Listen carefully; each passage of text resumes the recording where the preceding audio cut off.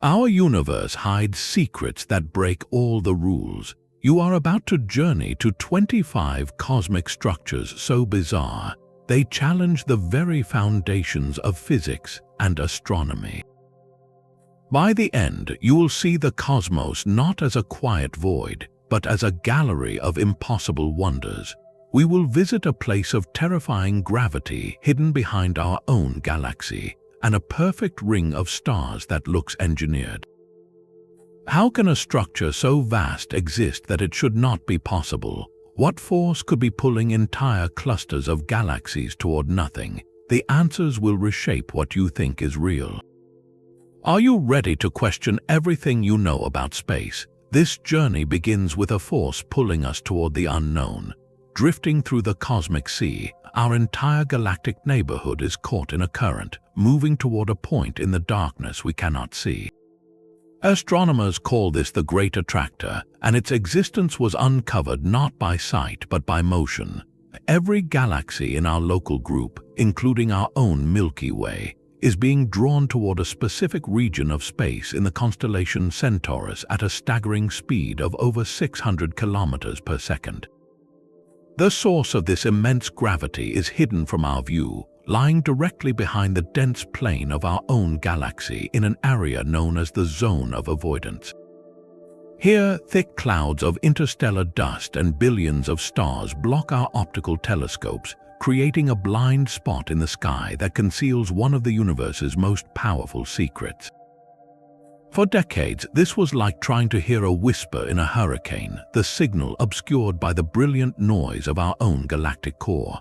So how do you study something you cannot see? You observe everything around it by meticulously mapping the subtle redshifts and blueshifts of thousands of galaxies. Scientists created a flow chart of the cosmos, revealing the vast river of galaxies all streaming toward the same invisible drain. The scale is almost incomprehensible. The Great Attractor's gravitational influence spans over hundreds of millions of light years, commanding the motion of galaxies with a mass equivalent to tens of thousands of Milky Ways.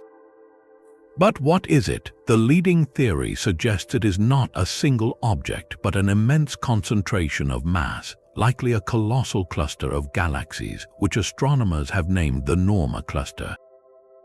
Yet, even this massive cluster may not be heavy enough to account for all the pull we feel. This suggests the Great Attractor itself might only be a waypoint, a signpost on a much larger journey toward an even more massive structure lurking farther in the shadows. It remains a profound puzzle, a reminder that some of the universe's most significant actors are still hidden behind the curtain. But the unsettling truth is that the Great Attractor is not the only rule breaker in our cosmic neighborhood. If its scale seemed immense, prepare to have your sense of scale shattered completely. We are now looking at a structure so vast it should not exist, a cosmic filament known as the Hercules-Corona Borealis Great Wall. Discovered in 2013, this is not a wall of brick or stone, but a colossal thread of galaxies stretching over an astonishing 10 billion light-years across the observable universe. To grasp that distance, consider this: the entire span of our Milky Way galaxy is a mere 100,000 light-years wide.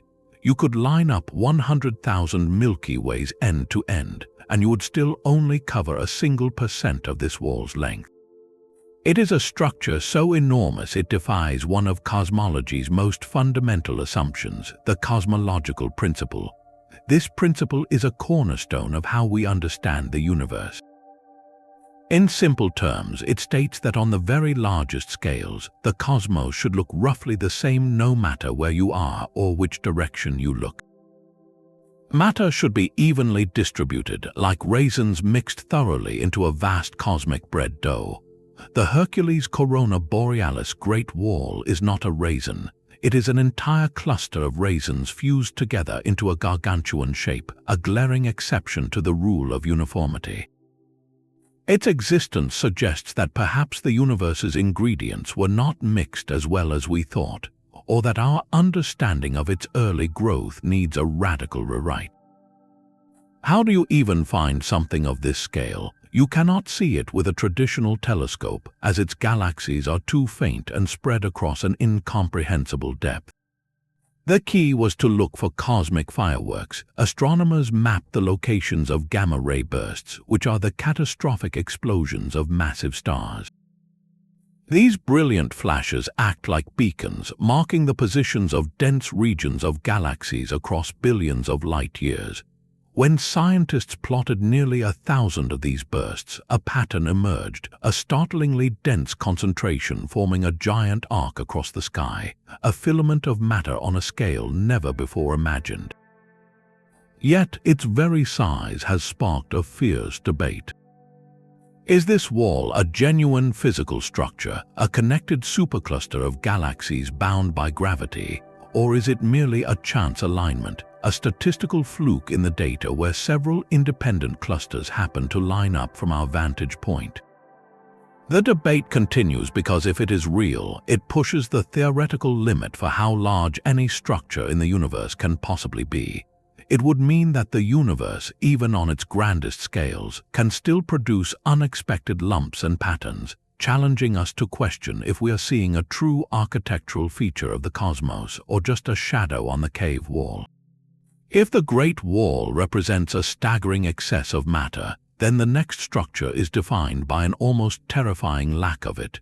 We now venture into the Boots Void, a spherical region of space so profoundly empty it has earned the nickname the Great Nothing. Stretching for over 300 million light-years in diameter, this void is a gaping hole in the cosmic web. If our Milky Way sat at its center, no other galaxies would have been visible to astronomers until the 1960s.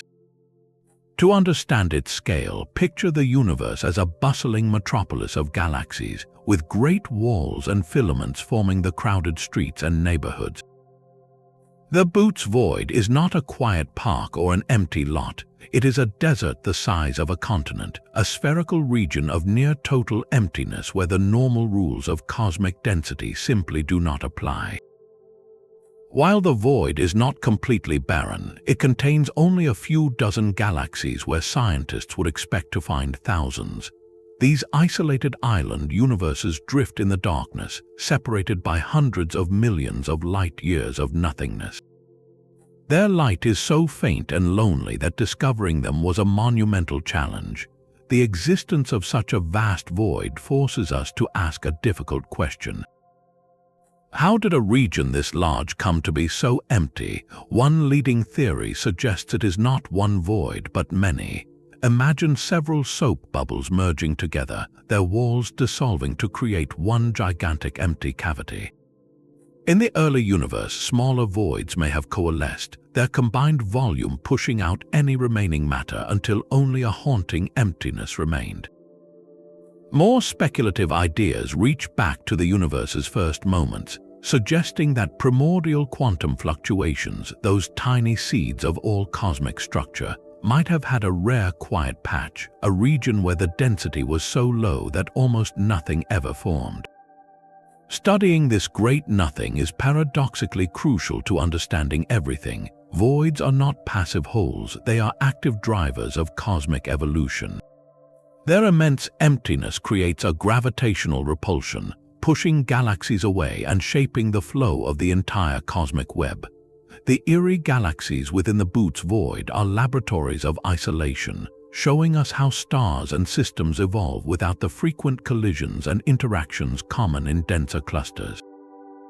They are the loneliest places in existence, and in their solitude, they hold secrets about the forces that built the universe's grandest designs. From profound emptiness, we now find a vision of cosmic perfection. Against the velvet black of space floats a perfect circle of blue stars, a brilliant ring surrounding a golden, dense core of older suns. This is Hoag's object, a galaxy so symmetrical it looks less like a natural formation and more like a celestial piece of art, a bullseye painted across 60,000 light-years. Its beauty is undeniable, but its existence is a profound puzzle. How does a galaxy achieve such flawless, circular symmetry when the universe is a place of chaotic collisions and swirling spirals? The most intuitive explanation is a violent past. Billions of years ago, a smaller galaxy might have plunged straight through the heart of a larger disk galaxy. The gravitational shockwave from that collision could have rippled outward, compressing vast clouds of gas and triggering a firestorm of new star formation in a perfect ring, while leaving the central core relatively undisturbed.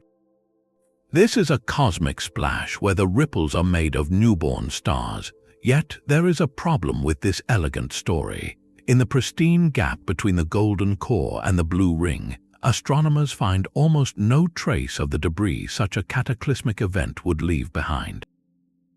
There is no faint, twisted disk of old stars, no telltale stream of stellar wreckage that should linger for eons. This clean separation is deeply suspicious. This leads to a far more exotic possibility: resonant star formation. Imagine the galaxy's core pulsating with rhythmic waves of density like the ringing of a bell. These waves could travel outward, and at a specific resonant distance, they might squeeze gas clouds with perfect circular symmetry, igniting star formation only along that narrow, precise band. It would be a galaxy orchestrating its own beautiful structure through invisible waves of gravity. Adding another layer of wonder, peer through the gap of Hoag's ring itself.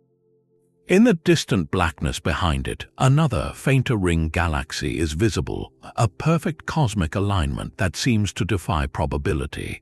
It is a reminder that even the rarest of structures might be more common than we think, or that the universe enjoys creating echoes of its own most beautiful mysteries. Hoag's object stands as a serene challenge, a question of violence versus harmony, asking us whether its perfect form was born from an ancient catastrophe or from the quiet, rhythmic music of the cosmos itself. Perfection in the cosmos is rare, but sheer immensity is its own form of awe. Before the Hercules-Corona Borealis Great Wall claimed the title, another colossal filament held the record, a structure that redefined what we thought possible. This is the Sloan Great Wall, a sprawling complex of superclusters stretching over 1.4 billion light-years. Its discovery was a triumph of modern astronomy, born from the Sloan Digital Sky Survey, a monumental project that methodically mapped the positions of millions of galaxies, creating the most detailed three-dimensional atlas of the local universe ever made. When scientists began to analyze this map, a pattern emerged from the data points: a dense, interconnected river of galaxy clusters and groups forming a vast wall that dwarfed anything seen before. It was not just one supercluster, but a chain of them, a backbone of the cosmic web on a scale that immediately challenged existing models. How does something so large form in a universe only about 13.8 billion years old? Gravity needs time to work, pulling matter together from vast distances. The existence of the Sloan Great Wall and structures like it pushes at the speed limit of cosmic construction. It suggests that the seeds for these immense formations were planted incredibly early, with slight overdensities in the primordial universe growing far faster and more dramatically than our best simulations predicted.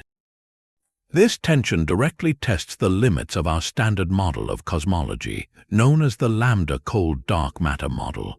This model is the playbook for how we think the universe evolved from a smooth, hot soup after the Big Bang into the intricate web of galaxies and voids we see today. The model allows for large structures, but the sheer scale of the Sloan Great Wall and its successor sit right on the edge of what is theoretically permissible.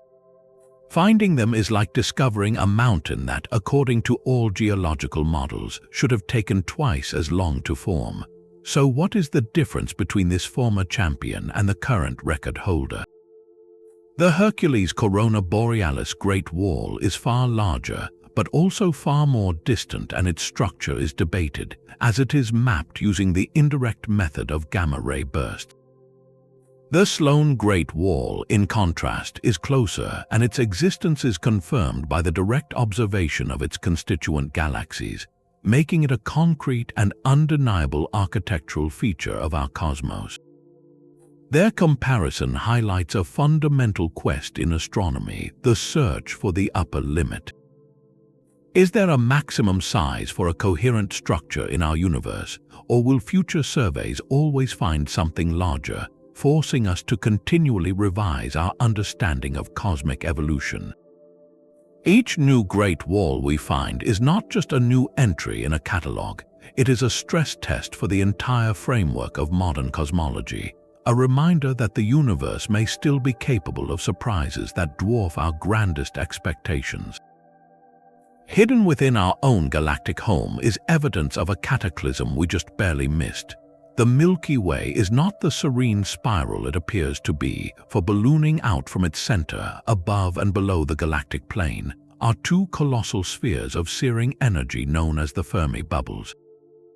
These are not made of gas in the normal sense, but are vast structures of ultra-hot plasma, emitting powerful gamma rays and X-rays, stretching for a staggering 25,000 light-years each. That means from the tips of these bubbles to their base at the galactic center, you could fit the entire span of our galaxy nearly twice over. They form a giant, hourglass-shaped structure centered on the Milky Way's core, a silent testament to a violent eruption that occurred in the relatively recent cosmic past. We did not see them for so long because our view from within the galactic disk is like that of an ant on a vast painting. We could only see the intricate details around us, not the grand structure we are a part of. Their discovery came not from an optical telescope, but from an instrument designed to see the universe's most energetic light. The Fermi Gamma Ray Space Telescope, launched in 2008, was busy mapping the sky in gamma rays when scientists noticed a persistent, diffuse glow emanating from the galactic center. After carefully subtracting all known sources of gamma radiation, the residual shape that remained was unmistakable: two gigantic lobes, perfectly symmetrical, like the imprint of a cosmic explosion frozen in time. So what could have created such immense and energetic structures? The prime suspect sits at the very heart of our galaxy, the supermassive black hole known as Sagittarius, a star. While it is quiet today, the Fermi bubbles suggest it was not always so dormant. The leading theory paints a dramatic picture. Several million years ago, Sagittarius, a star, likely experienced a massive feeding event. Perhaps a giant molecular cloud or even a star cluster wandered too close and was torn apart by the black hole's immense gravity. As this colossal meal of gas and dust spiraled inward, it did not all cross the event horizon. Some of the material, caught in powerful magnetic fields, was funneled into jets and blown outward at nearly the speed of light, punching through the galactic disk above and below. These jets then inflated the giant bubbles we see today, filling them with ultra-energetic particles that still glow in high-energy light. This event would have been a galactic-scale catastrophe. For any planetary systems lying in the path of those jets, it would have been an apocalypse, a flood of radiation scouring atmospheres and sterilizing worlds. The fact that life on Earth exists today suggests our solar system, orbiting in a quieter suburb of the galaxy, was far enough away to avoid the direct blast. The Fermi bubbles are therefore more than just a fascinating structure. They are a warning label on our galaxy. They tell us that the serene center we see today is capable of waking up, and when it does, it can reshape its entire environment on a scale that dwarfs any supernova. They are the ghost of a past eruption and a reminder that even our home galaxy has a violent temper. But the most unsettling void might be the one we are living inside. The universe is expanding, and we measure that expansion with a number called the Hubble constant. For decades, astronomers have been locked in a growing crisis because two of our most trusted methods for measuring this constant give two different answers. It is a discrepancy that threatens to unravel our standard model of cosmology. One possible solution is a cosmic illusion, a trick of perspective caused by our own location. We may be sitting inside a vast local void known as the KBC Void, named for the scientists who proposed it. This is not like the Boots Void, a stark emptiness far away.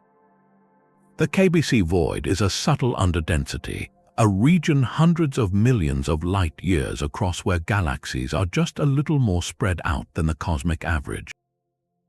And our Milky Way, along with our entire local group of galaxies, sits right near its center. Think of it like this. If the universe is a bustling city, most measurements assume we live in a typical downtown neighborhood.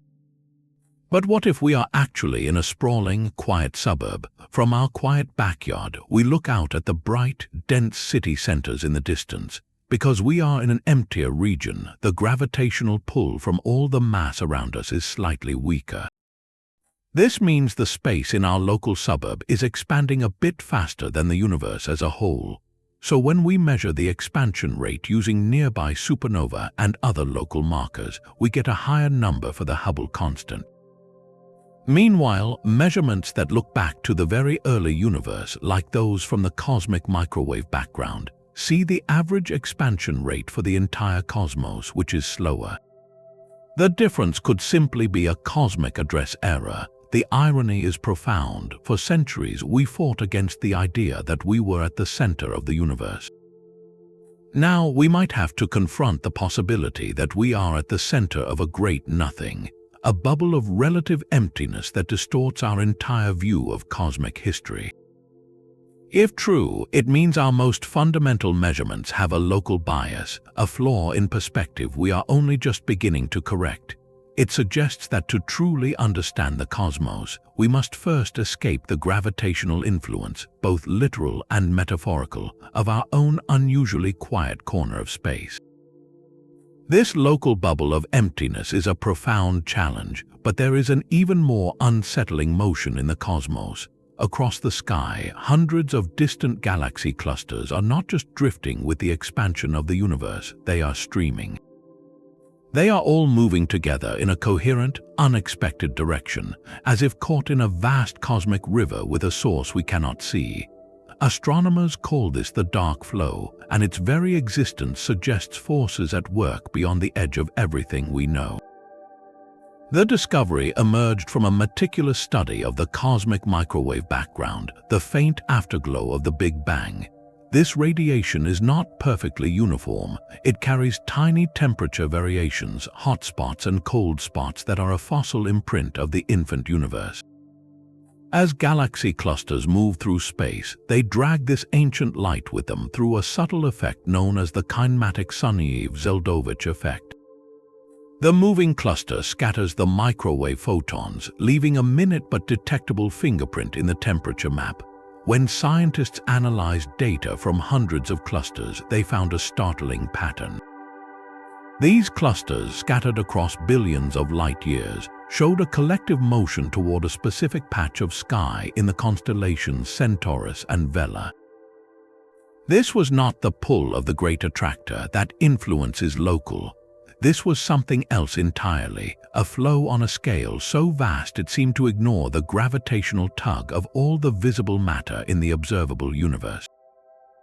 The implication was staggering and, frankly, terrifying to the standard model. If all the mass we can see and infer through dark matter is not enough to cause this motion, then what is pulling them? The most radical explanation proposed that the flow is caused by the gravitational attraction of matter that lies beyond our cosmic horizon.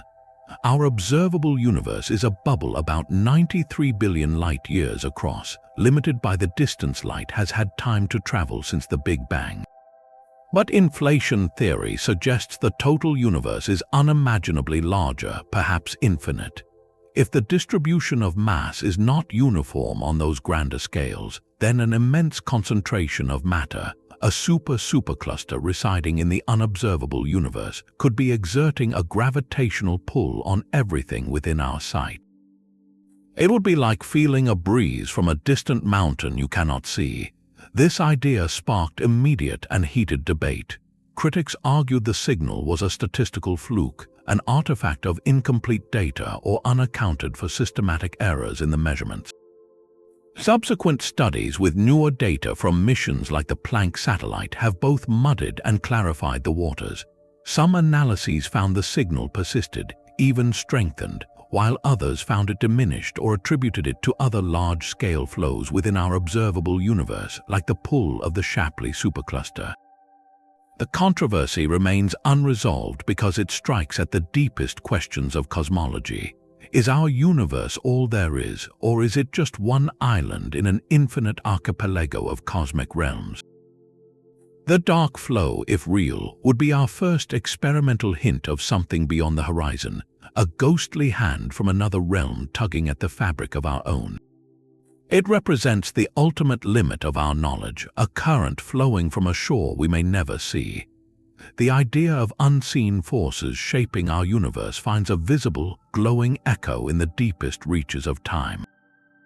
Scattered across the early cosmos are immense, ghostly clouds of hydrogen glowing with a soft, ethereal light. These are the Lyman alpha blobs, some of the largest and most enigmatic single objects ever detected. Discovered in the late 1990s, they appear not as pinpoints of light like stars or sharp disks like galaxies, but as vast, diffuse smudges on the sky, often spanning hundreds of thousands of light years, dwarfing even the largest galaxies. Their faint glow is not in the light our eyes can see, but in a very specific ultraviolet wavelength emitted when electrons within hydrogen atoms drop from a higher energy level to a lower one. This is the Lyman alpha line, a cosmic fingerprint for neutral hydrogen gas.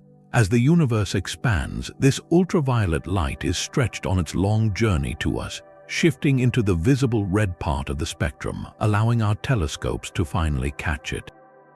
Each blob is a cosmic beacon, its light having traveled for over 10 billion years, showing us the universe when it was only a fraction of its current age.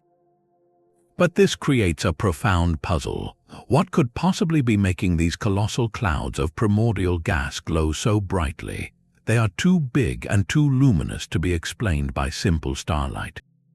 Scientists have three leading suspects, each pointing to a different violent chapter in a young galaxy's life. The first is a frenzy of star formation on an unimaginable scale.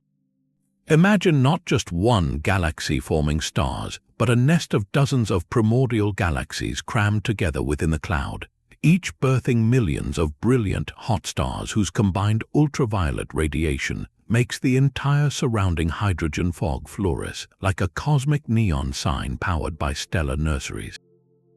The second suspect is a monstrous feast at a galactic core. An active supermassive black hole, an active galactic nucleus could be the engine. As matter spirals into the black hole, it heats to incredible temperatures, blasting out enough energy to light up the entire surrounding gas cloud from within. The third idea is the most exotic of all, cold accretion. In the early universe, vast rivers of cold, pristine hydrogen gas are theorized to flow along the filaments of the cosmic web, funneling fuel into growing galaxies. Where these rivers collide and shock, the gas could glow with its own intrinsic Lyman alpha light, without needing stars or black holes at all. The blob would be a snapshot of the universe's raw building material, lighting itself up as it flows into the cosmic architecture. Determining the true power source is incredibly difficult because at these distances, the blob appears as a single, fuzzy patch, its internal details lost to time. Each explanation paints a different picture of cosmic evolution, whether it is a chaotic stellar factory, the glare of a central monster, or the serene, luminous flow of creation itself. These blobs are more than just ancient clouds, they are glowing questions, holding the secret to how the universe switched on its first great lights and began to weave darkness into structure. Yet even these ancient glowing clouds are not the only rule breakers from the early universe. In 2021, astronomers mapping the distant cosmos stumbled upon a shape so vast it seems to defy geometry itself, a structure they named the Giant Arc. Stretching across a mind-numbing 3.3 billion light-years, this formation is not a wall or a sphere, but a graceful, symmetrical crescent of galaxies, quasars, and cosmic dust. To stand at one end of this arc, even in imagination, is to look across a bridge of matter spanning a distance so great that the light from its far side began its journey when the universe was only half its current age. Its discovery was an accident of cosmic alignment made possible by a trick of light. The team was not looking for giant structures at all. They were studying the light from distant, brilliant quasars, the active hearts of ancient galaxies. As this quasar light travels billions of light years to reach us, it passes through the vast clouds of magnesium gas that surround galaxies and galaxy clusters. Each cloud leaves a specific dark fingerprint on the quasar's spectrum, an absorption line. By mapping the positions of tens of thousands of these absorption lines from different quasars, the scientists could chart the otherwise invisible distribution of matter across colossal distances. When they processed the data, a pattern emerged, a startlingly coherent curve of these absorption signatures, tracing a giant, smiling arc across the sky. The sheer scale is what makes the giant arc a direct challenge to the cosmological principle, the assumption that the universe is smooth and uniform on the largest scales.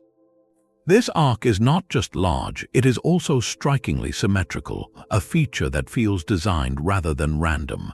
In a universe that should be fundamentally lumpy and chaotic at such grand scales, finding a structure with such a distinct geometric form is deeply unsettling.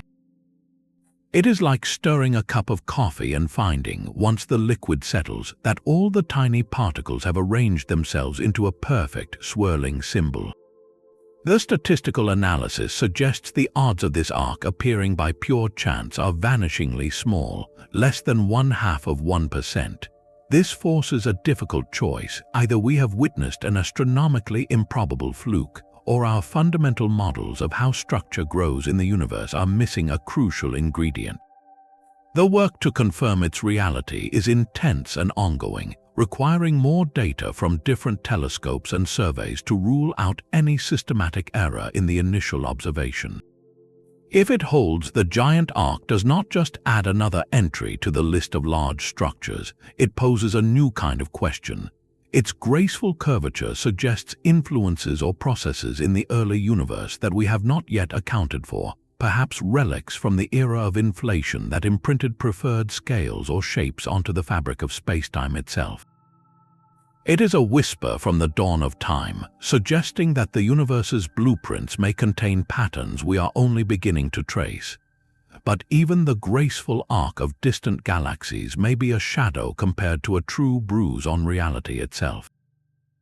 In the most ancient light we can see, the cosmic microwave background, there is a mark that should not be there.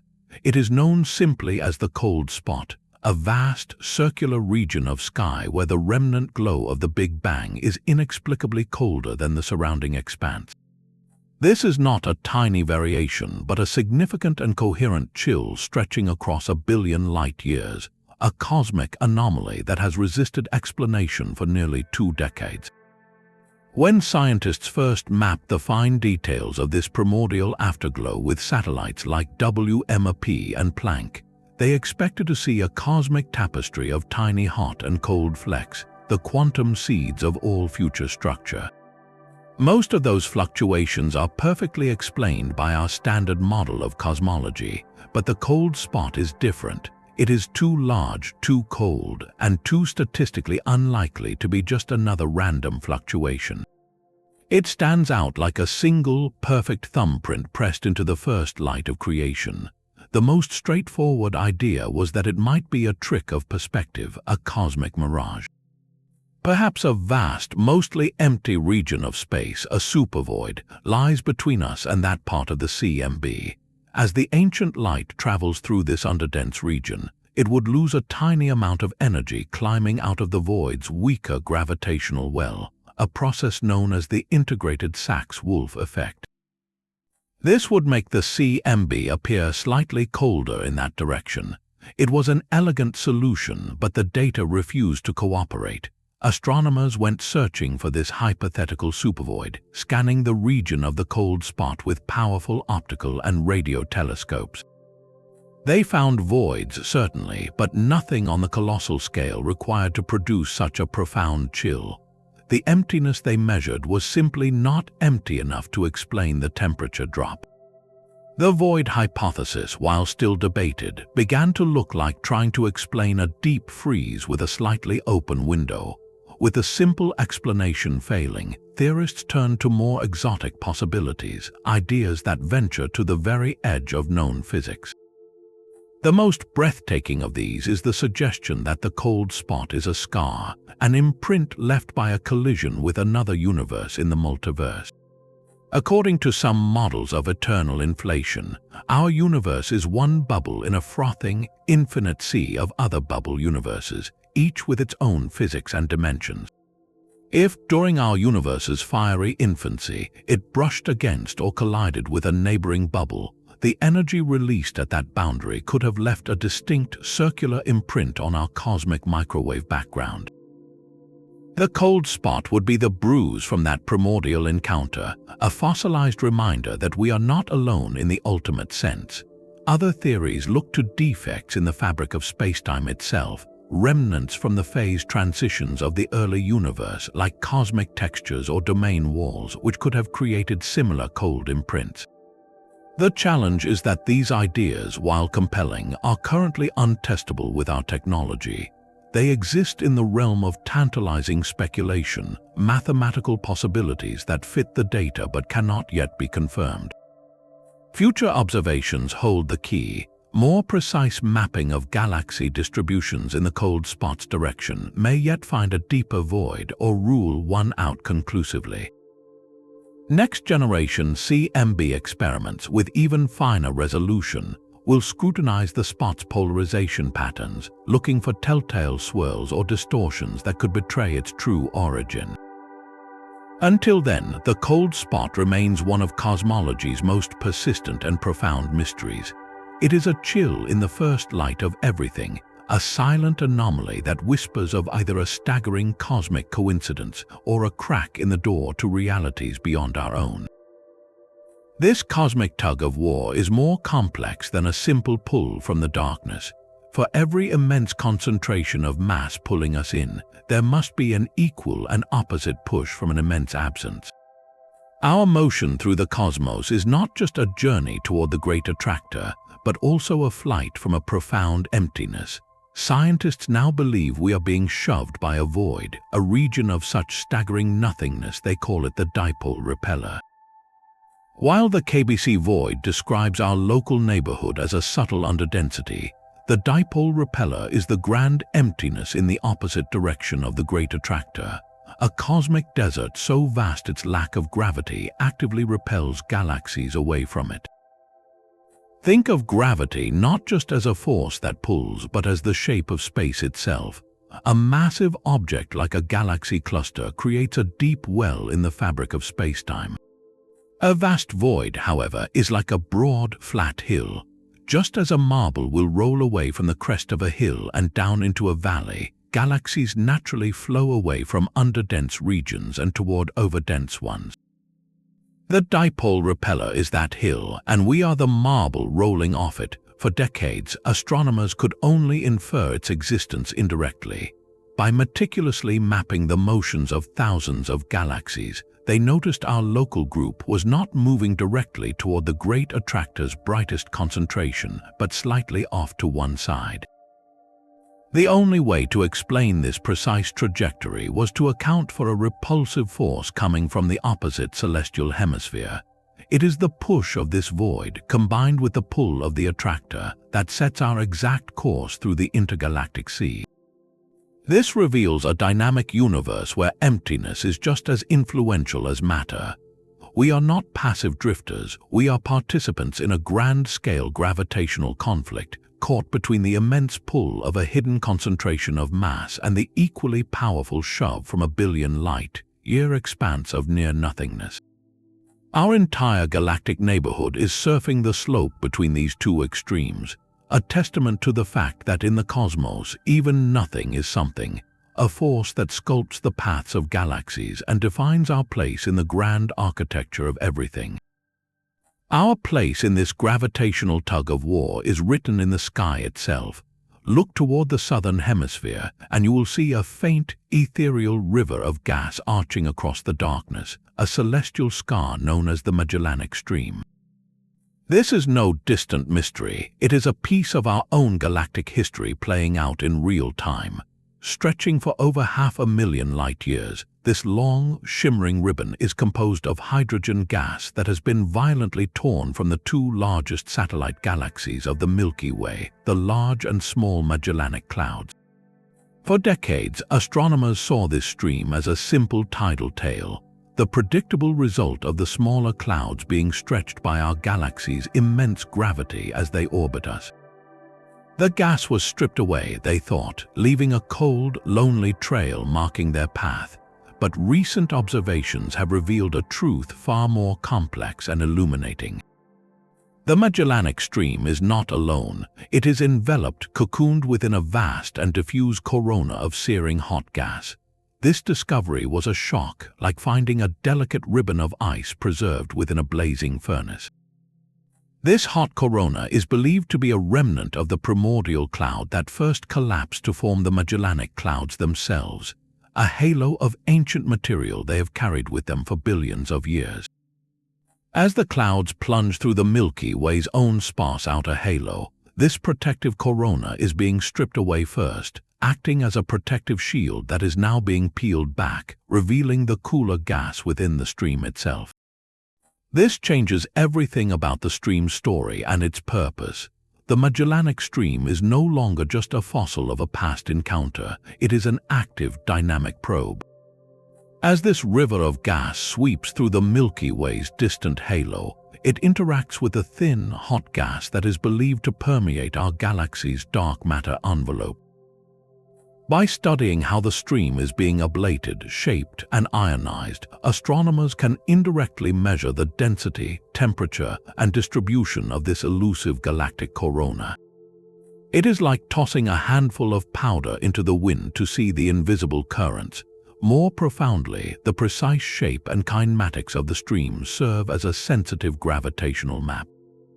The path it traces through space is dictated not just by the visible mass of the Milky Way's disk, but by the shape and pull of its immense, invisible dark matter halo.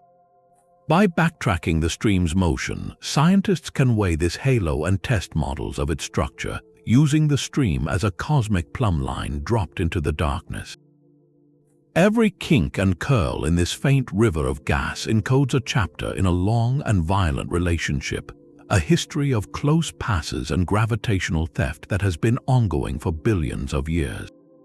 It tells us that even in our local neighborhood, galaxies are not static islands, but dynamic actors in a slow, majestic dance of creation and destruction, leaving behind glowing trails that illuminate the invisible architecture of the cosmos. Yet for all the grandeur of galactic streams and vast voids, some of the cosmos's most baffling creations occur on a far more intimate scale. Gracing the constellation Monoceros is a dying star's final masterpiece, a structure of such precise geometry it seems to defy the very nature of stellar death. This is the Red Rectangle Nebula, and with its stark, blood-red hues and perfect concentric rectangles, it looks less like an astronomical object and more like a celestial artifact, a glowing neon frame suspended in the void. At its heart lies a binary star system, two aging suns locked in a tight dance. One has exhausted its nuclear fuel and is shedding its outer layers into space, a process common to many stars. But here, the result is anything but common. Instead of a billowing, spherical cloud, the expelled gas and dust have formed a series of crisp, rectangular shells like nesting boxes carved from luminous smoke. Most strikingly, from the central region, two brilliant, opposing spikes extend in an X shape, giving the entire nebula the appearance of a glowing hourglass set within a geometric frame. The Hubble Space Telescope's iconic image burned this impossible shape into our collective imagination, a portrait of cosmic symmetry born from chaos. How can a dying star produce such rigid, angular structures? The prevailing theory points to the profound influence of the central binary stars, As the primary star puffs away its atmosphere, that material does not escape uniformly. Instead, it is funneled into two powerful outflows, jets that shoot from the star's poles. But these jets are not steady, they precess, wobbling like a slowing top. Over centuries, this wobbling spray of gas and dust paints a double cone shape in space, which from our vantage point appears as the dramatic X. The concentric rectangles present a deeper puzzle. Astronomers believe a thick, dense belt of dust and gas, a torus, girds the star's equator like a cosmic hula hoop. This torus acts as a constricting nozzle, squeezing the outward flow of material and forcing it to expand more slowly in the equatorial plane, creating the distinct layered shelves that form the rectangular rings. It is a breathtaking collaboration of forces, a stellar death choreographed by gravity, rotation, and perspective. The red rectangle stands as a profound reminder that even in its final moments, a star can create order. Its stark geometry is not a sign of intelligence, but a natural signature of precise physical conditions, a glimpse into the hidden rules that can shape chaos into something hauntingly beautiful and perfectly framed. But the most intricate structures are not always the most distant. Our own cosmic home, the Milky Way, holds a colossal secret at its heart, one that has reshaped its entire history. For most of human history, we pictured our galaxy as a simple, graceful spiral, a pinwheel of stars. We were wrong. At its core lies a massive, rigid structure known as the galactic bar, a dense, elongated swarm of billions of stars stretching over 27,000 light-years. This central bar is not a static shape. It is a dynamic, rotating engine that drives the evolution of everything around it. You can think of it as the great pendulum at the heart of a cosmic clock, its steady swing orchestrating the motion of stars and gas across the entire galaxy. This bar likely formed billions of years ago from a gravitational instability within the galaxy's dense central disk. As stars began to orbit in a coordinated, oval-shaped path rather than perfect circles, their collective gravity amplified this elongation, locking more and more stars into the same rhythmic pattern until the entire central region solidified into this stellar backbone. Its rotation is the key to its power. The bar does not spin like a solid rod. Instead, it rotates as a pattern, a density wave that sweeps through the stellar population. This creates powerful gravitational resonances throughout the disk. Imagine pushing a child on a swing. If you push at just the right moment in each swing, the child goes higher and higher. The galactic bar does something similar to stars and gas clouds. At specific distances from the galactic center, the bar's rotating gravitational tug aligns perfectly with the natural orbital periods of material. These resonance points become cosmic traffic lanes, places where stars pile up or are flung outward. It is at these resonant points that the Milky Way's majestic spiral arms are born and sustained. They are not fixed structures of stars, but standing waves of density, triggered and shepherded by the bar's relentless rhythm. But the bar's influence is even more direct and dramatic. Its powerful gravitational field acts as a colossal funnel, a cosmic sluice gate. It talks immense rivers of interstellar gas, robbing them of their orbital energy and angular momentum. This gas, the raw material for new stars, is then channeled inexorably inward, flowing down the bar's length toward the very center of the galaxy. This inward rush of fuel has two profound consequences. First, it triggers intense bursts of star formation in the crowded central molecular zone, creating dazzling clusters and stellar nurseries. Second, it delivers a steady diet of gas directly to the doorstep of our supermassive black hole, Sagittarius A star. The bar is the primary feeding mechanism for this sleeping giant, regulating its activity over cosmic time. Dynamic simulations reveal this process in stunning detail. They show the bar as a great mixer stirring the galactic disk, its gravitational influence creating ripples and waves that propagate for tens of thousands of light years. Without this central bar, our galaxy would look and behave entirely differently. Its spiral arms would be weaker, its core quieter. We are living in a galaxy sculpted by a central, spinning monolith, a reminder that the architecture of our home is not serene but dynamic, driven by a slow, majestic beat that echoes across 100,000 light-years. The central bar of our galaxy is a master of order, but the early universe was a place of unimaginable chaos and brilliance. Among its most luminous beacons were quasars, the active, supermassive black holes at the hearts of infant galaxies, shining with the light of 1 trillion suns. For decades, we believed these brilliant monsters were scattered randomly across the vastness, isolated by billions of light years. That assumption was shattered with the discovery of large quasar groups. These are not just a few quasars found near each other. They are immense clusters, families of dozens of these cosmic lighthouses, gathered on a scale that seems to break the rules of how the universe organizes itself. The champion of these groups is known as the Huge Large Quasar Group, or Huge LQG, a staggering congregation of 73 quasars spanning an almost incomprehensible 4 billion light-years. To visualize that, if you placed this structure in our local universe, it would stretch from our Milky Way past the Andromeda Galaxy and far, far beyond, encompassing thousands of galaxies in its reach. Its discovery sent shockwaves through cosmology because, according to our standard model of the universe's structure, nothing this big should exist. The principle of cosmological homogeneity suggests that at the largest scales, matter should be evenly distributed like a well-mixed batter. Finding 73 of the universe's most energetic objects all clustered together in one region is like finding all the chocolate chips in a giant cookie clumped into a single, fist-sized lump. The statistical analysis revealed the odds of this happening by pure chance are vanishingly small, less than 1%. This forces a difficult question: are we looking at a genuine, physically connected structure, a titanic filament of the cosmic web woven from quasars, or is it a cruel trick of perspective, a chance alignment where separate, distant quasars just happen to line up from our particular viewpoint in the cosmos? The debate is fierce and hinges on our understanding of the early universe. Quasars are not forever. They are a fiery phase in a young galaxy's life powered by a voracious black hole.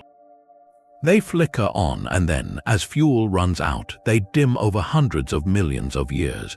For the huge LQG to be a true structure, these 73 quasars would all have had to ignite and remain active across a volume of space so vast that it challenges the speed limit for information and influence in the universe. How could conditions for such extreme activity be coordinated across 4 billion light-years, a distance that light itself takes 4 billion years to cross? Critics argue this is impossible and that we are simply seeing a line-of-sight illusion, where quasars at very different distances appear clustered together on our two-dimensional sky maps. Proponents counter with sophisticated three-dimensional maps from surveys like the Sloan Digital Sky Survey, which use redshift to estimate distance. They argue the clustering persists in 3 dimensions, suggesting a real architectural feature, perhaps a primordial superhighway of matter along which galaxies and their black holes formed with unusual density. If they are right, then the huge LQG is not just an oddity. It is a direct challenge to the theoretical size limit of cosmic structures, implying that the seeds of the cosmic web were planted with larger, denser variations than our models allow. It is a fossil from an era of furious growth, a luminous skeleton that might force us to redraw the blueprints for the universe's largest-scale architecture. The sheer scale of these quasar groups stretches our understanding of cosmic architecture, but what happens when a galaxy has almost no architecture at all? Drifting in the Coma cluster, a dense metropolis of galaxies, there is a ghost. Its name is Dragonfly 44, and it is a galaxy that should not exist by any conventional measure. To the eye of a telescope, it is a faint, wispy smudge, a cloud of a few billion stars so thinly spread that it is almost transparent. If you were standing on a planet within it, the night sky would be nearly black, with only a handful of nearby stars visible against the profound void. This ethereal appearance earned it the classification of an ultra-diffuse galaxy, but Dragonfly 44 is not just diffuse, it is a cosmic paradox. Despite having only 1% of the Milky Way stars, measurements of its internal motions revealed a shocking truth. Its total mass is nearly equal to our own majestic spiral. The math is inescapable. Over 99.99% of this galaxy must be made of dark matter.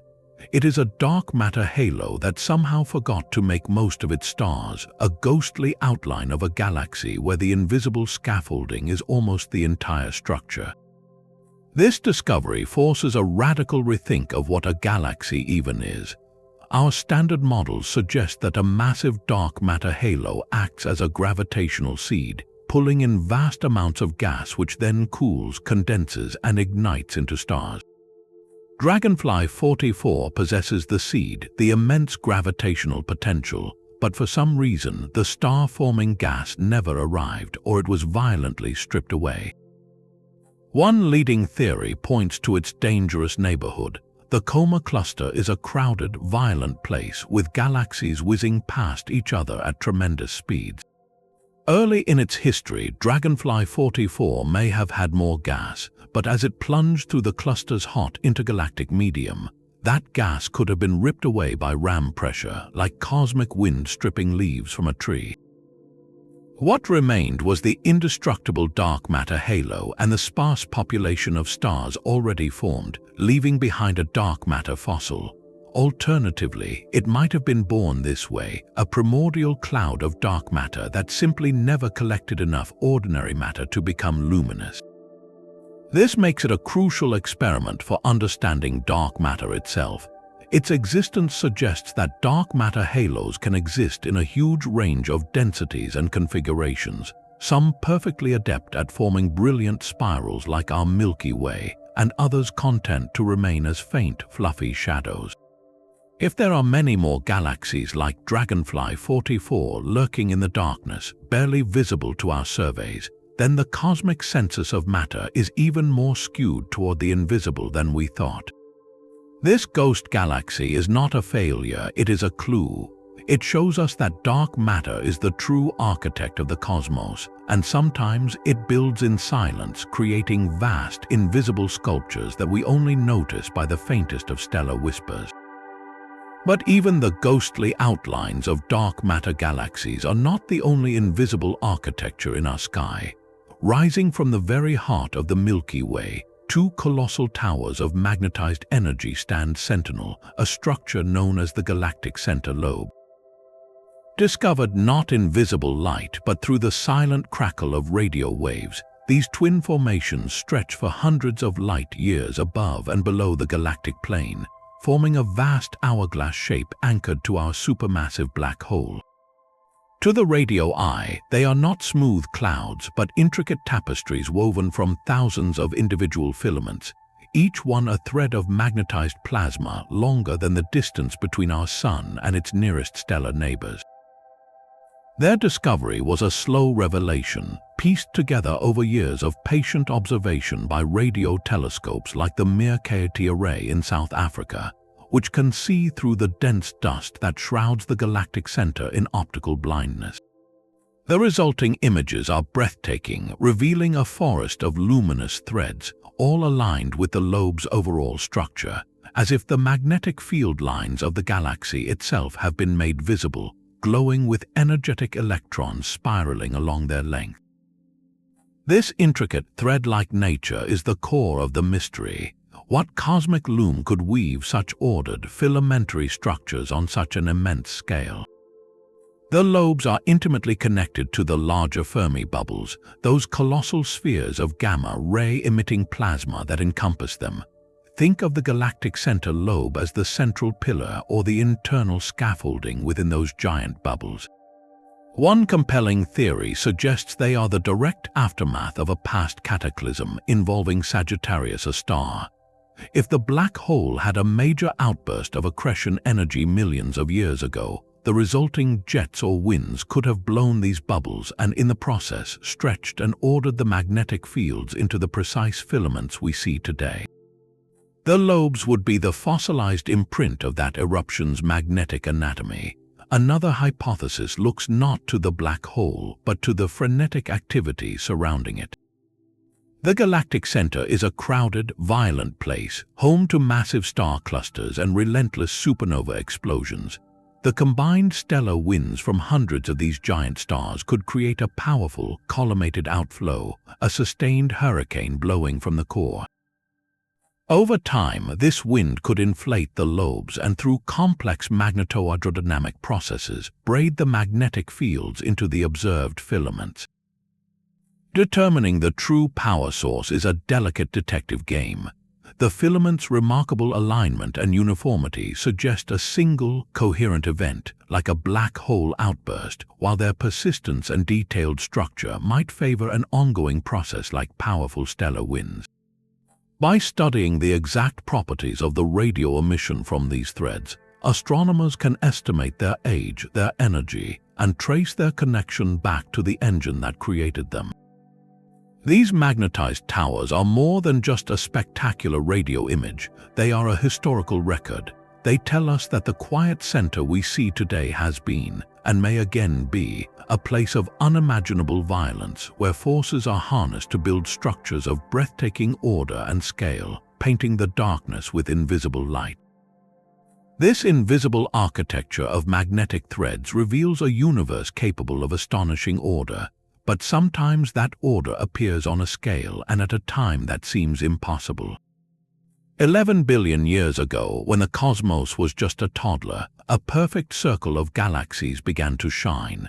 Astronomers have recently discovered this structure, a ring with a diameter of 1.3 billion light-years, so vast it could bridge the distance between 100,000 Milky Way galaxies placed side by side. They call it the Big Ring, and its existence so early in the universe's life presents a fundamental challenge to everything we know about cosmic growth. According to our best models of cosmology, structure in the universe forms from the bottom up. Tiny quantum fluctuations in the primordial soup are amplified by gravity, slowly pulling matter together into ever larger clumps over billions of years. First come stars, then galaxies, then groups and clusters. The immense filaments and walls of the cosmic web are thought to be the final, mature outcome of this patient hierarchical assembly. The Big Ring breaks this timeline. For such a large, coherent structure to have already existed when the universe was only 2 to 3 billion years old, it suggests that matter clumped together with a speed and efficiency that our current physics cannot easily explain. It is like finding the foundations of a modern city fully laid out just decades after a continent emerged from the sea, a pace of construction that defies all known rules. The ring's regularity is another profound puzzle. It is not a random cluster or an amorphous blob, but a distinct geometric shape. In the chaotic early universe, dominated by violent mergers and frantic star formation, such symmetrical arrangements are incredibly rare. How could gravity, working on such a colossal scale, produce a circle? One possibility points to a phenomenon known as Baryon acoustic oscillations. In the first few 100,000 years after the Big Bang, the universe was a searing plasma of particles and light. Sound waves driven by the pressure of radiation rippled through this hot soup. When the universe cooled enough for atoms to form, these waves froze in place, imprinting a preferred scale on the distribution of matter, like ripples fossilized in a pond. This scale is about 500 million light-years. The Big Ring, however, is more than twice that size, making it an outlier even for this mechanism. Could it be a chance alignment of several distinct structures that just happen to form a ring from our perspective? The researchers who found it have run the statistics, and they argue that the probability of such a perfect circle appearing by random chance is vanishingly small. This forces a radical reconsideration of the early universe's dynamics. Perhaps there were other, even larger primordial waves or instabilities that science has not yet accounted for, seeds of structure that began growing far earlier or faster than our standard models allow. The Big Ring is more than just an ancient curiosity. It is a stopwatch for the cosmos.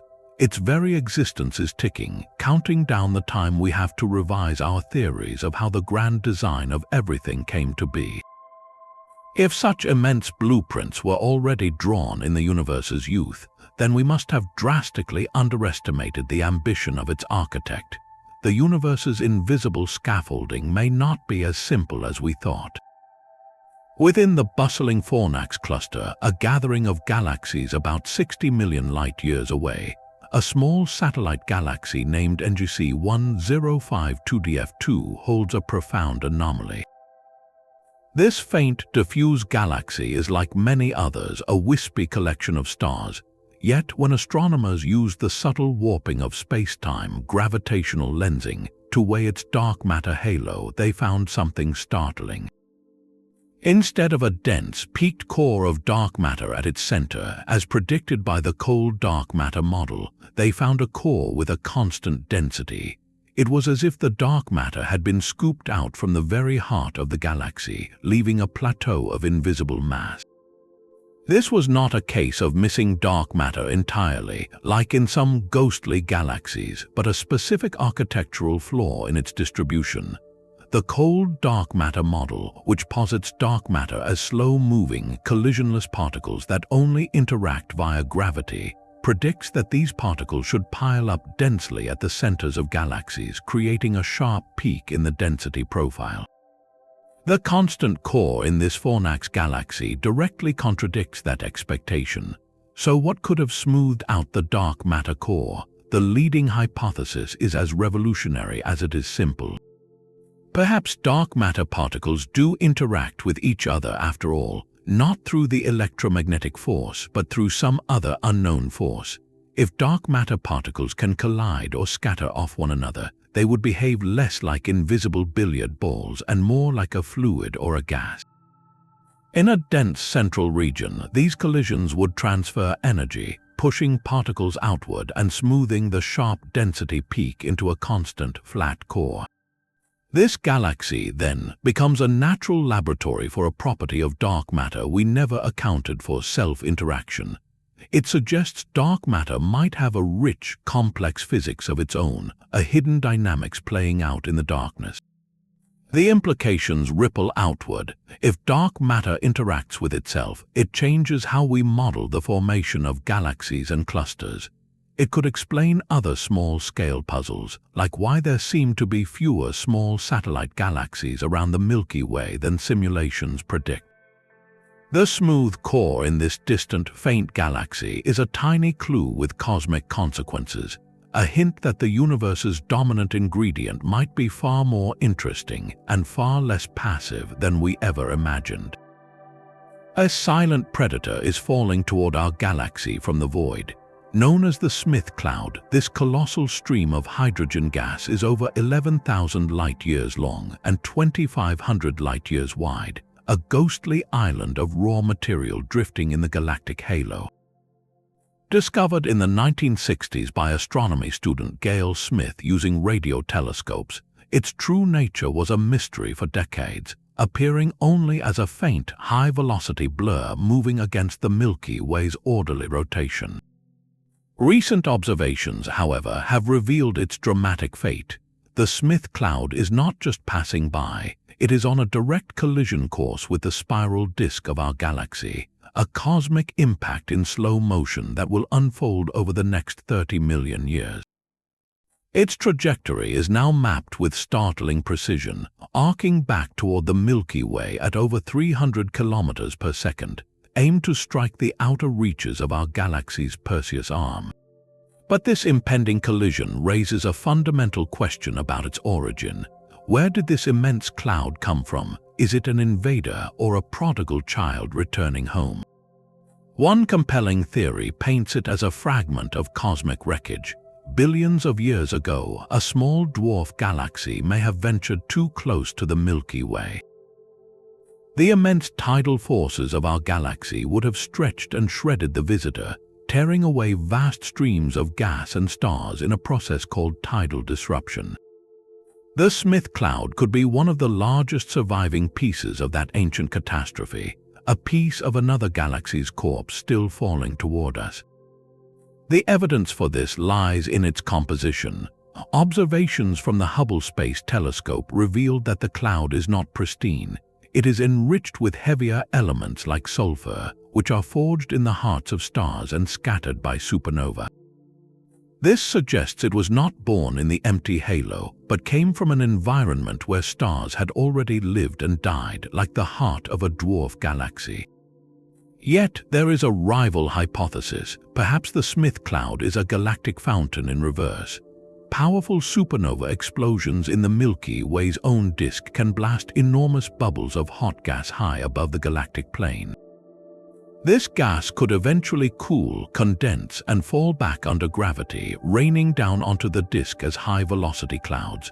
In this scenario, the Smith cloud is our own galaxy's breath, exhaled long ago and now drawn back in. The key to solving this mystery lies in the cloud's detailed chemical fingerprint, which astronomers continue to analyze. Regardless of its origin, the cloud's destiny is certain and spectacular. When it finally plows into the galactic disk, it will deliver enough gas to form over 2 million new suns. The impact will trigger a colossal shockwave, compressing vast regions of interstellar gas and igniting a firestorm of star formation, lighting up a new sector of the Milky Way with brilliant young star clusters. This event will be a rare, observable case of cold gas accretion, the very process that fuels galaxy growth over cosmic time. By studying the Smith cloud's approach and its eventual collision, we are witnessing a fundamental chapter in the life cycle of a spiral galaxy, watching as the raw ingredients for future solar systems and perhaps future life come raining down from the intergalactic dark. Our own galaxy's satellites are telling a story we are struggling to understand. Orbiting the Milky Way are dozens of smaller galaxies, like the Large and Small Magellanic Clouds, which we have long pictured as a swarm of bees buzzing chaotically around a hive. This picture is wrong. A startling discovery reveals that many of these satellite galaxies, along with streams of torn-apart stars, are not scattered randomly at all. Instead, they are aligned in a vast, thin plane, a gigantic disk that rotates coherently around our galaxy. Astronomers call this the vast polar structure, and it looks like a cosmic dinner plate, nearly perpendicular to the spiral disk of the Milky Way, with its satellites tracing out orderly paths along this immense platter. This is not what our most trusted cosmic models predicted. According to the Lambda cold dark matter model, the universe's standard playbook, small satellite galaxies should form within their own individual dark matter halos. These halos should fall into the Milky Way's gravitational grip from all directions over billions of years, resulting in a roughly spherical, randomly oriented swarm of satellites. Our sophisticated computer simulations consistently produce this result, a cloud of orbiting dwarfs. The reality we observe, this vast spinning plane, is a direct contradiction. It is as if we dropped 100 marbles onto a trampoline expecting them to scatter, but instead they all rolled into a perfect spinning circle. This alignment presents one of the most significant small-scale challenges to our understanding of cosmology and galaxy formation, a puzzle known as the satellite plane problem. How could so many independent galaxies, which should have fallen in at different times and from different angles, end up moving in concert within this single, precise plane?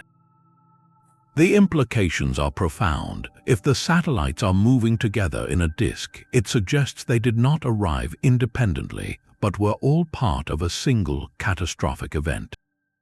The leading theory now points to a recent major merger in the Milky Way's past. Perhaps 8 to 10 billion years ago, a large dwarf galaxy collided with and was consumed by our young Milky Way.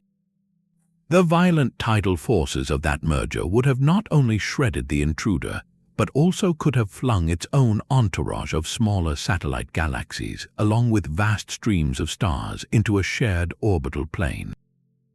This would be like a large ship sinking and scattering its entire fleet of lifeboats into the same current, where they continue to drift together for eons. This scenario, while dramatic, is not without its own difficulties. Keeping such a disk of satellites coherent and rotating together for billions of years is a gravitational challenge, as the tug of the Milky Way's lumpy dark matter halo should have disrupted it. This has led to more radical ideas, including the possibility that the dark matter itself, the invisible scaffolding of the cosmos, may have properties that help maintain such vast, thin structures. The vast polar structure is a ghostly imprint in the sky, a fossilized record of ancient violence that shaped our galactic home. Its very existence forces us to question whether we understand the opening chapters of the Milky Way's biography, and whether the standard story of how all galaxies assemble needs a dramatic rewrite. The search for an answer to that profound cosmic chill led astronomers to a specific patch of sky in the constellation Eridanus. Here, they believe they have found the culprit, a colossal region of emptiness known as the Eridanus supervoid. This is not a simple hole, but a sprawling, spherical underdensity in the cosmic web, a place where galaxies are far fewer and farther between than they should be. The theory connecting it to the cold spot is elegant and relies on a subtle cosmic energy trade. As light from the cosmic microwave background travels across the universe, it climbs in and out of the gravitational wells created by massive structures. Normally, this is a balanced process. The light loses energy climbing out of a well, but regains it falling into the next one. However, in an accelerating universe dominated by dark energy, those gravitational wells are slowly flattening out over time. This imbalance means a photon passing through a vast void will lose a tiny bit more energy climbing out than it gains going in, resulting in a net loss.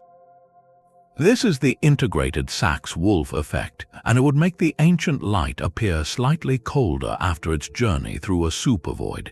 The Eridanus supervoid, stretching an estimated 1.8 billion light-years across, seemed like the perfect candidate to produce the cold spot's significant temperature dip through this very mechanism. Mapping this void, however, proved to be a monumental challenge. You cannot simply point a telescope and see emptiness. You must meticulously catalogue what is not there by surveying the galaxies that do exist and noting the vast gaps between them. Teams used large optical and infrared surveys to painstakingly count galaxies in the direction of the cold spot, building a three-dimensional map of the cosmos in that sector. What they found was indeed a significant underdensity, a bubble in space about 30% emptier than the cosmic average, but was it empty enough?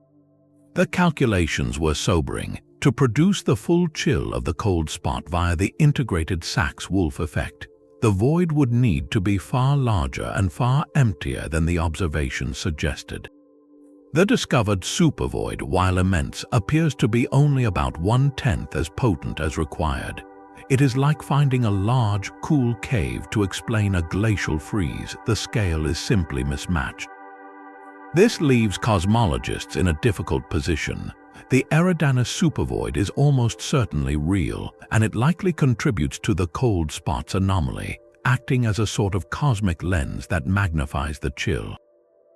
But it cannot be the sole author of the mystery. Its presence deepens the puzzle rather than solves it. If a void this large cannot fully account for the temperature drop, then what else is at work? The data forces us to consider that the cold spot might be a compound anomaly, a rare cosmic coincidence where a moderate supervoid sits directly in front of a truly primordial fluctuation in the CMB itself, amplifying it to an extreme we were not prepared to see.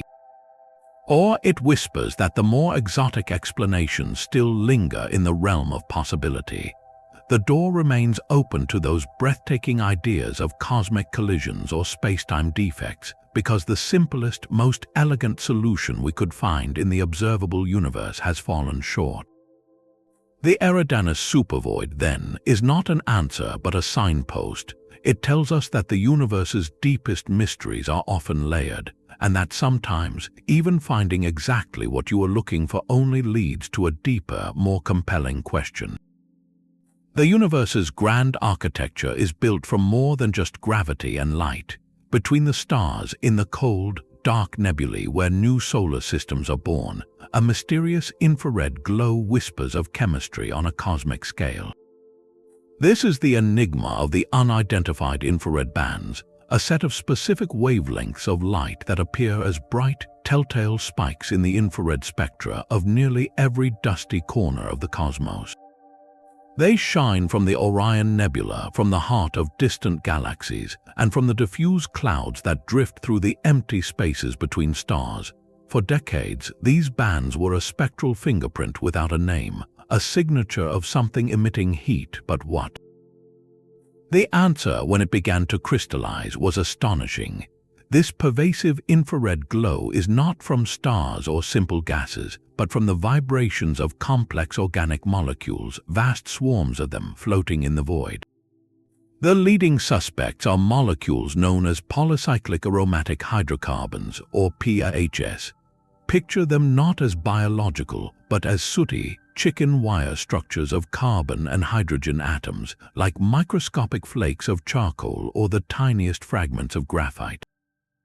When starlight, even the faintest ultraviolet photon, strikes one of these molecules, it vibrates like a struck tuning fork and re-emits that energy as a very specific infrared glow. The bands are the collective hum of trillions upon trillions of these molecular tuning forks singing across the galaxy.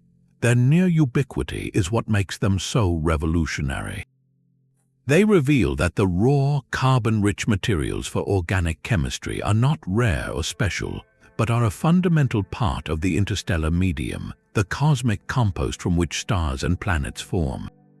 This discovery fundamentally connects the chemistry of deep space to the chemistry that led to life on our own world. Yet, for all we know, profound mysteries remain. The exact identity of every molecule causing these bands is still not pinned down, a cosmic who's who list we are still compiling. More puzzling is how these relatively fragile carbon structures survive at all. The regions where they are found are bathed in harsh ultraviolet radiation from massive young stars, radiation that should tear such complex molecules apart in short order. Their survival suggests a dynamic balance, a constant cycle of destruction and rebirth.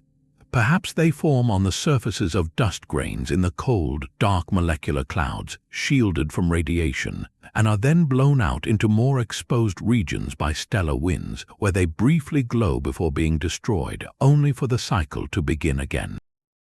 This makes them not just passengers, but active participants in the life cycle of galaxies, influencing how clouds cool and collapse to form new stars.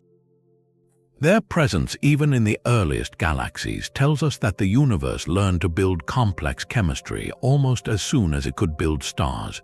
So when we look at the haunting infrared portraits of distant nebulae, we are not just seeing beautiful clouds of gas and dust.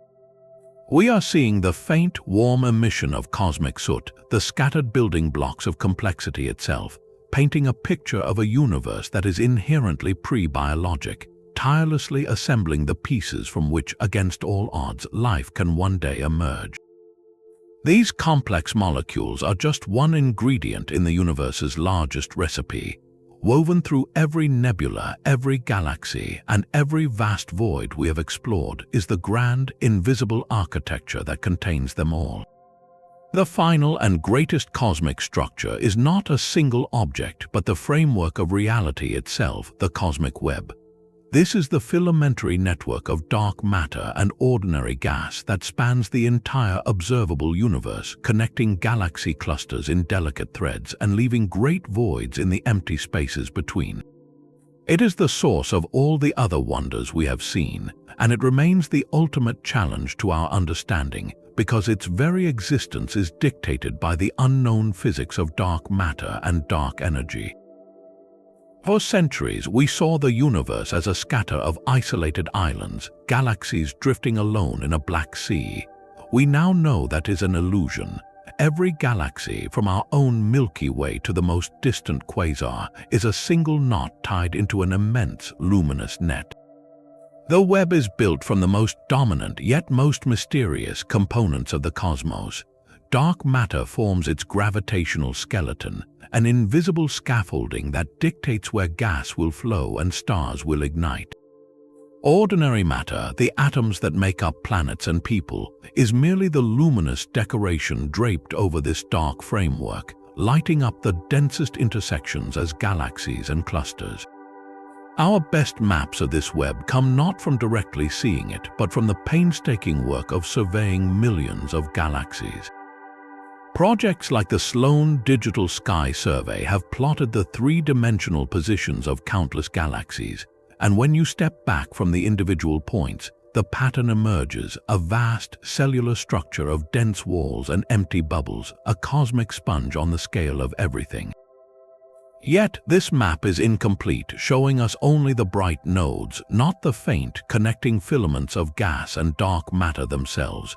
The true ambition is to trace the web in its entirety, to see not just the glittering cities but the dark highways that link them. This is one of astronomy's holy grails. Scientists are now using the faint light of distant quasars as cosmic flashlights. As their light travels billions of light years to reach us, it passes through the diffuse gas in the web's filaments. That gas absorbs specific wavelengths, leaving a forest of dark lines in the quasar's spectrum. Each line is a signature, a piece of evidence that the light has passed through a strand of the cosmic web. It is a painstaking way to chart the darkness, one beam of light at a time. Supercomputer simulations, however, show us what the full web should look like. When we program the laws of physics with our best guesses for dark matter and dark energy, and set the simulation running from the Big Bang forward, the result is breathtaking. A universe forms, and within it, an intricate spider silk network of matter condenses, a perfect match for the large-scale structure we observe. But this success is also a profound warning. The simulations only work if we include ingredients we do not understand. The web's delicate structure, the precise sizes of its voids, and the thickness of its filaments are exquisitely sensitive to the properties of dark energy and the nature of dark matter particles. Change those assumptions slightly, and the web looks entirely different. Therefore, the cosmic web is more than a structure, it is a cosmic experiment. By mapping its true form with ever greater precision, we are conducting a test. We are asking the universe to reveal the properties of its most shadowy components. Each new filament we detect, each void we measure, is a data point in the greatest detective story of all. A clue to the identity of the forces that shaped everything from the largest cluster to the smallest sooty molecule drifting between the stars. In the end, all 25 structures lead us back to this web. They are its expressions, its children. To understand them, we must finally see the invisible threads that bind the cosmos together. From the ghostly push of a void to the faint hum of cosmic soot, our journey across 25 cosmic wonders reveals a universe that consistently defies expectation. These are not mere curiosities, they are fundamental challenges, each one a crack in the facade of our understanding where new physics might shine through. The great attractor pulls us toward the unseen, while the dark flow hints at realms beyond our horizon. The perfect geometry of Hoag's object and the red rectangle nebula show that chaos can give birth to stunning order, and the impossible scale of the Hercules-Corona Borealis Great Wall suggests our cosmic blueprints are incomplete. From the Fermi bubble's silent eruption to the Smith cloud's impending collision, we see a dynamic, violent, and ever-changing galactic home.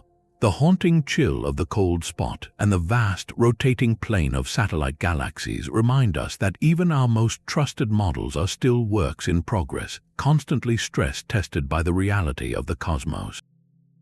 What ties them all together is a single, humbling truth. The universe is far stranger, more intricate, and more wonderfully bizarre than we ever dared to imagine just a generation ago. Each of these 25 structures is more than a spectacle, it is a frontier. They are questions written in gravity, light, and emptiness, pushing the boundaries of physics and daring us to look deeper. They prove that discovery is not about finding final answers, but about learning to ask better questions. So tell us, which of these cosmic head-scratchers left you the most awestruck? Was it the idea of a bruise from another universe, or the ghost galaxy made almost entirely of dark matter? Let us know in the comments below, and if you are hungry to explore more of the cosmos's greatest puzzles, be sure to subscribe. Our journey through the mysteries of space has only just begun.